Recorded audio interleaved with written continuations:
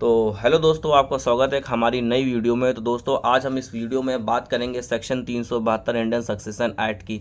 अब देखिए, ये जो सेक्शन 372 इंडियन सक्सेशन एक्ट में मोस्टली लोग कब आते हैं, जब आते हैं जब मान लीजिए कोई भी डिपार्टमेंट हो गया, जैसे LIC हो गई या आपकी बैंक हो गई, तो वहाँ पे कहते हैं कि भाई साहब आप जाके एक हमें सक्सेशन सर्टिफिकेट ला के दीजिए। अब सक्सेशन सर्टिफिकेट दो प्रकार के होते हैं, एक तो आपका जो DM वाला होता है, एक आपका जो आपका कोर्ट के द्वारा इशू किया जाता है। तो कहीं कहीं पे DM वाला आता है, कहीं कहीं पे कोर्ट वाला आता है, ठीक है। अब इसके अलावा जो कोर्ट वाला होता है, यहाँ पे हम उसकी बात करेंगे। अब मेरे पास जो है केस आया, यहाँ पे आया है कि आप कोर्ट सर्टिफिकेट एक आप सक्सेशन सर्टिफिकेट लेके आइए। कहाँ से? आप कोर्ट के द्वारा। अब देखिए, जब आप ये मुकदमा आप जब फाइल करेंगे 372 का, तो आप 372 की एक एप्लीकेशन आप रेडी करेंगे, इसके साथ में आप एफिडेविट भी आप बनाएंगे। तो इस पर देखिए, सबसे पहली चीज़ आप याद रखिए कि इस पर आप 2 रुपये का आप टिकट लगाएंगे एप्लीकेशन पे, और एफिडेविट पे आप 10 रुपये का टिकट लगाएंगे। ये चीज़ें आप प्रोसीड इतनी आपकी हो गई। अब देखिए, यहाँ पे बात आती है कोर्ट फीस सबमिट की। अब कोर्ट फीस आप तुरंत कभी मत सबमिट करिए। कोर्ट फीस आप ये कोर्ट से आप ये कहिए कि हम कोर्ट फीस बाद में सबमिट करेंगे। अब इसके लिए कि आपको एक एप्लीकेशन देनी पड़ेगी, उस एप्लीकेशन पे भी 2 रुपये का टिकट जाता है। अब ये एप्लीकेशन मतलब इस तरीके से आप लिखेंगे कि भाई जो एप्लीकेंट है, आप ये अलाउइंग कर दीजिए कि जो हम कोर्ट फीस है, कोर्ट फीस हम आप बाद में देंगे, लेटर ऑन, ठीक। मीन्स हम आपकी कोर्ट फीस बाद में पे करेंगे।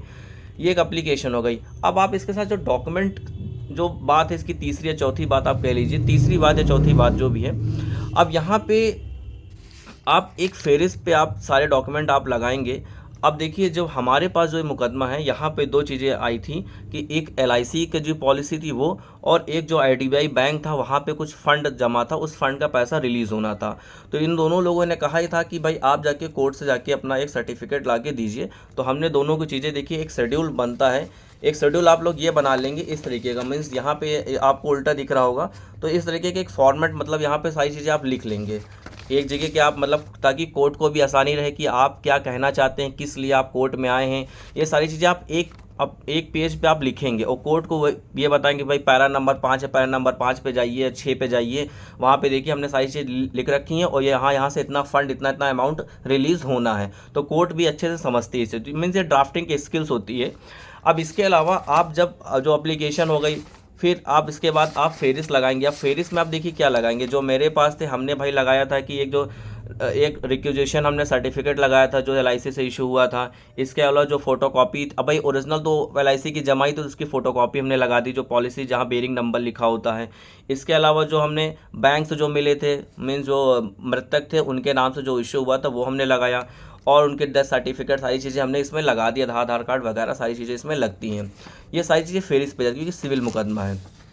अब इसके अलावा जब आप मुकदमा फाइल कर देंगे तो कोर्ट आपको ऑर्डर करेगी। कोर्ट क्या ऑर्डर करती है? कोर्ट ये ऑर्डर करती है कि आप भैया जिसके खिलाफ आप, मतलब एक तो आपका वो हो गया जब आपका नाम, और आपके भाई फादर का नाम हो गया, या फिर कोई भी जो पर्सन जिसकी डेथ हो चुकी, कोई भी पर्सन हो गए, और एक मतलब अदर पर्सन हो गए, तो कोर्ट अलाउ करती है कि आप पहले सारे डॉक्यूमेंट्स लेके आइए। तो अब उसमें आपका परिवार रजिस्टर हो गया, मृतक हो गया, सारी चीज़ें उसमें ओरिजिनल सबमिट करने होते हैं, एक ऑर्डर करते हैं। अब ये ऑर्डर तो आप सबमिट करेंगे, फिर उसके बाद क्या होगा? अब उसके बाद प्रोसीजर ये जाता है कि आप सबको नोटिसेस भेजेंगे। आप नोटिस सबको जाएंगी। अब नोटिस सबको हो जाती है, नोटिस मान लीजिए कोई नहीं आता, नोटिस भी नहीं आने के बाद क्या होगा कि आपका पब्लिकेशन के लिए ऑर्डर किया जाएगा। ठीक है, मान लीजिए नोटिस आपने किया, नोटिस में कोई लोग नहीं है, फिर आप ऑर्डर 5 रूल 20 में आप जाएंगे, वो सारी चीज़ें आप हो जाएंगी। ये सारी चीज़ें आपकी कंप्लीट हो गई। मान लीजिए कोई ऑब्जेक्शन नहीं आया, और मान लीजिए अगर कोई ऑब्जेक्शन करता, तो ये देखिए हमारे में एक नो ऑब्जेक्शन फाइल हुआ, तो हमने नो ऑब्जेक्शन इसमें फाइल कर दिया था। तो मीन्स किसी को कोई आपत्ति थी नहीं, तो हमने नो ऑब्जेक्शन फाइल कर दिया। अब ये सारी चीज़ें होती हैं, फिर कोर्ट ये आपसे कहती है कि आप हमें ओरिजिनल डॉक्यूमेंट आप सबमिट कर दीजिए, जो आपने फ़ोटो कॉपी आपने लगाई थी, आप उसको ओरिजिनल डॉक्यूमेंट आप सबमिट कर दीजिए, पार्टी को बुला के पेश करा दीजिए, और देन उसके बाद आप कोर्ट से सारी बातें आप, मतलब 1-2-4 मिनट में आप अपनी सारी बात कोर्ट से कह दीजिए, और कोर्ट आपको ऑर्डर कर देगी। फिर आपको कोर्ट फीस डिसाइड कर दी जाएगी कि आप इतनी कोर्ट फीस सबमिट करें, और आपको एक सर्टिफिकेट इशू हो जाएगा। तो पूरा जो केस होता है इस सक्सेशन का, जो अभी तक मतलब मैं जो करता हूँ, वो बहुत जल्दी, तो 7 से 8 महीने, या फिर कभी सबसे जो मैंने जल्दी किया वो 7 महीने में किया है। और मतलब टाइम लग जाता है ना डॉक्यूमेंट को अरेंज करने में, या फिर कोर्ट कभी बैठी कभी नहीं बैठी, कभी कभी लंबी डेट लग जाती है, ये सारी चीज़ें चलती हैं। बाकी ये प्रोसीजर बहुत ईजी होता है। अगर किसी को कोई भी दिक्कत हो तो मैं अपना कॉन्टैक्ट नंबर डिस्क्रिप्शन में हमेशा दे रखता हूँ, आप लोग मुझे कॉल कर सकते हैं। और इस सक्सेशन के अलावा कुछ भी आपको पूछना हो मुझसे पूछ सकते हैं, और 372 में भी पूछना तो आप पूछ सकते हैं। तो ये सारी चीज़ें हैं all about 372 of Indian succession act के बारे में। तो आपको हम लोग मिलते हैं एक नई वीडियो में।